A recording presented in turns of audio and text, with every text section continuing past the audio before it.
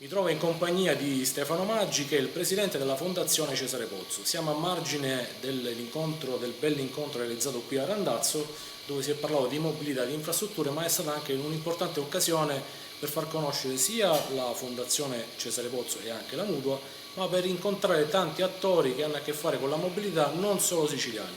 Allora Stefano, tu sei anche, come dire così, autore di diverse pubblicazioni che hanno a che fare con la mobilità.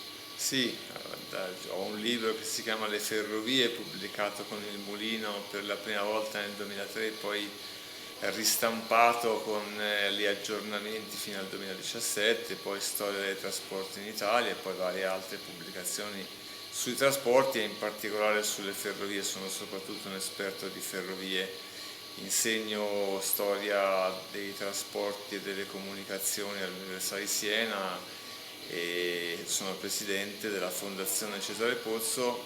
Il legame è nel fatto che la Cesare Pozzo viene dai macchinisti e fochisti e quindi a Milano abbiamo la biblioteca Cesare Pozzo dei trasporti e della mutualità, che è la più aggiornata in Italia proprio sui trasporti, in particolare sulle ferrovie. Quindi questa bellissima gita sulla Circumetnea è legata soprattutto al far conoscere il patrimonio librario e anche documentario della Biblioteca Cesare Pozzo di Milano, che si trova vicino alla stazione centrale. Certo, una biblioteca e un archivio che è stata citata insomma, in questa bella conferenza, che ovviamente è a disposizione di tutti. Sì, a disposizione di tutti, la biblioteca è aperta su prenotazione, ma si può accedere liberamente concordando l'orario e si possono anche avere eventualmente fotocopie, naturalmente nei limiti di legge, dei libri che abbiamo conservato, più che fotocopie ormai dei PDF e quindi delle copie online da spedire. Certamente voi vi state interessando in questo momento con risorse proprie anche per la digitalizzazione di tutto l'archivio, dell'imponente archivio, credo che sia tra i più grandi d'Italia. Sì, abbiamo un consistente archivio perché la società di mutuo soccorso fu fondata nel 1877, quindi il nostro archivio è molto ricco, lo stiamo digitalizzando tutto dopo averlo inventariato ed è anche notificato alla soprintendenza, quindi diciamo è un archivio molto importante perché ci sono le origini del movimento dei ferrovieri e ci sono tutti i temi che il mutuo soccorso svolgeva nel XIX secolo e lo svolge fino ai giorni nostri, temi dell'aiuto nel lavoro, del mutuo aiuto, cioè della solidarietà reciproca,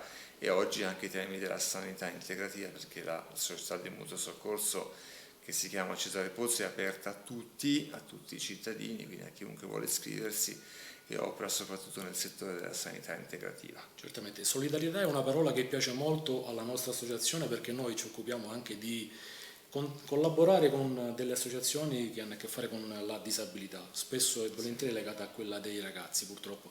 Sono delle realtà che ci piace aiutare e collaborare. Mi fa piacere che tra le parole che tu hai citato più volte la parola solidarietà sia emersa in più occasioni. È importante, ecco, oggi si è un po' persa un po' quello spirito di collaborare, di aiutare un po' l'altro, il prossimo. Sì. Quindi invece questa attività, invece a mio modesto parere, che voi avete esperienza secolare in questo caso. Lo facciamo anche addirittura con delle donazioni alle associazioni che si occupano di bambini in ospedale, facciamo la formazione sui temi della mutualità per capire che non bisogna essere individualisti, ma bisogna ragionare collettivamente. Certamente. Due cose in chiusura. La prima, se qualcuno volesse contribuire alla vostra biblioteca oppure volesse venire a visitarvi. Per venire a visitarci può venire in via San Gregorio 48 a Milano.